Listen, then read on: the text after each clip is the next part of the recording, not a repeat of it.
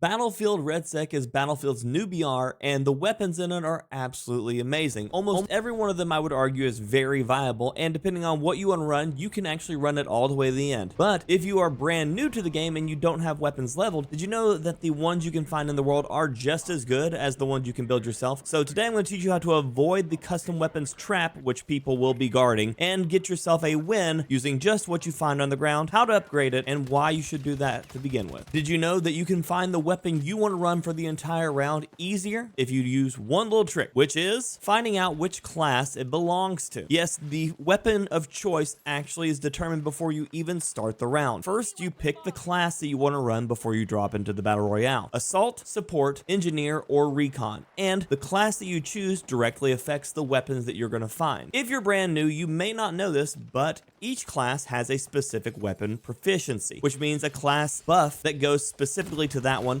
and affects the weapons you will find. The weapons that you're going to find for each are assault, gets assault rifles; engineer gets SMGs or PDWs, the support class gets LMGs, and the recon class gets sniper rifles. These weapons are going to be found inside of the orange gold crates that you see on the ground that are marked with different symbols. Whichever class you are when you open it, you will be awarded one weapon from that class's proficiency inside of that crate, along with an upgrade kit and some class specific tools. This is the first way where you're going to find the weapon that you're looking for, and it happens before the round even starts. But this method can cause issues. As you want a well-rounded squad, not everybody can be a recon or everybody be an engineer, because you may have some things you still need. The second way is asking an ally to pick out one of the crates for you. So if you are an engineer but you're really looking for a sniper rifle, have one of your recon friends open one of the gold orange boxes and grab a sniper rifle and an upgrade kit directly from there. Now, as a player that is not playing recon, you cannot hold your breath, making you less effective with sniper rifles inside of RedSec. So if you are a recon player, you can hold your breath, you're super accurate. That is one of your proficiencies for running the sniper rifle. But if you are any other class, assault, engineer, or support, you cannot use the hold breath function, meaning you will be less accurate and need to be faster on your shots with sniper rifles. So keep that in mind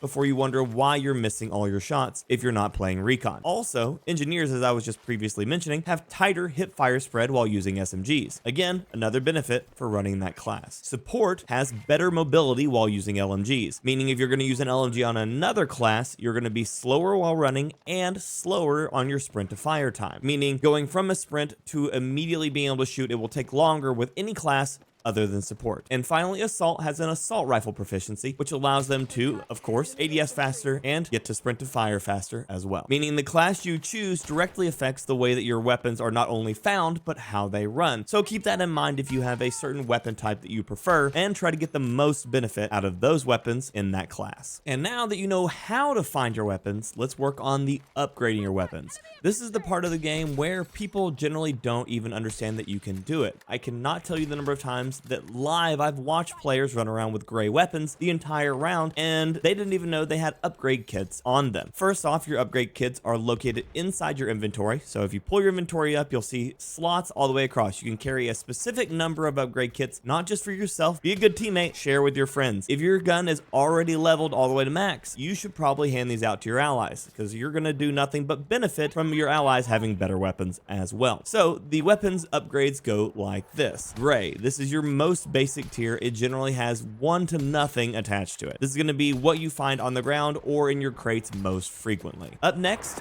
is green. Green is your uncommon tier. They generally have, most of the time, just a sight on them. That is just a better way to be able to see the battlefield. Then we move up to blue. Blue is where you start getting actual changes to the stats of the guns. Some of them will have upgrades such as control or hip fire. Others will give you things like precision or mobility. Depending on the weapon class, each one will offer you different options. SMGs are more likely to be offered as precision and hip fire. LMGs are more likely to be offered as mobility or precision. ARs frequently are mobility precision as well. And for sniper rifles, you will get precision or versatility. These stats are going to change depending on what tier you're moving up to. And sometimes they will have negative effects because the tier up is generally going to be preset and based on not what you had for your blue, but what you're moving up and further. The only thing that stays consistent across your weapons is the sight you choose at green. Meaning if you choose a weapon at gray and you want to upgrade it all the way to max, make sure the sight for your final level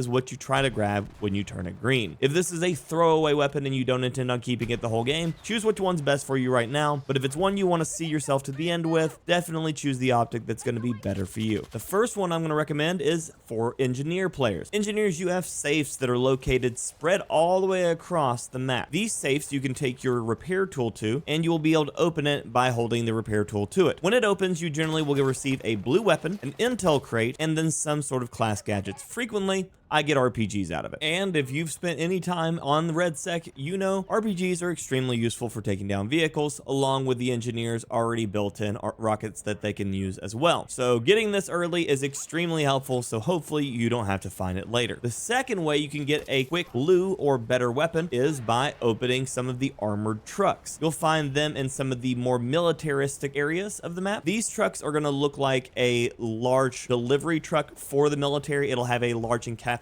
shell on the back, and you can walk up to the back door, open it. Frequently, you will find yourself a blue weapon or two and some class gadgets as well. This is extremely helpful if you're trying to regame or if you happen to land in some of these areas early in the match. You will also guarantee to find yourself a plate, meaning if you land on one of these to begin with, you have a blue weapon, some class gadgets, and a plate for immediate fights, making it a very, very good target if you know that you're landing in a hot spot. But I know some of you out there, you want even better. You aren't good with gray, green, blue, or even purple weapons, and you want to get the best of the best weapons that are available on drops in the game. And I'm going to tell you now, something people have been advising against because they say that they're useless are some of the most useful things inside of this game, which are the contracts. The contracts inside of the game right now are some of the most effective ways of winning inside of RedSec. Now, there is a chance to get a custom weapon drop there, but let's keep in mind that you may not have access to a perfectly built weapon yet. But the contracts, well, they have the option for you to have some perfectly built weapons. And this comes in the form of a superior drop. These drops can be found by completing missions inside of the game. Most of the time, you're gonna have to complete 2 to 3 missions before you'll have the option. But these missions are gonna get you things from airstrikes, weapon drops, which are gonna come in the form of uncommon, advanced, or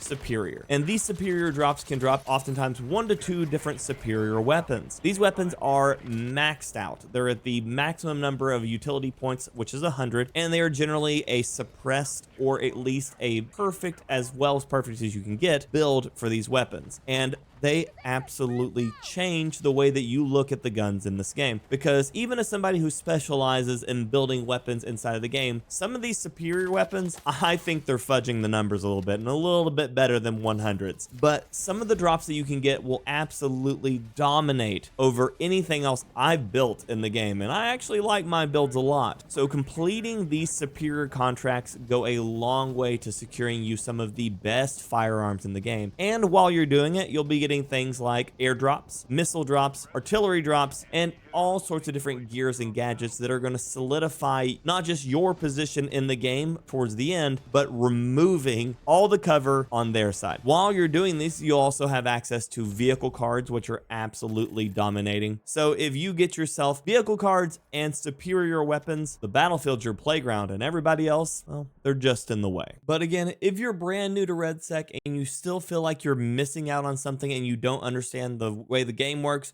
I've got a video for you here that will help you understand the things that you need to know before you drop in to RedSec and hopefully clear up some questions if you have them.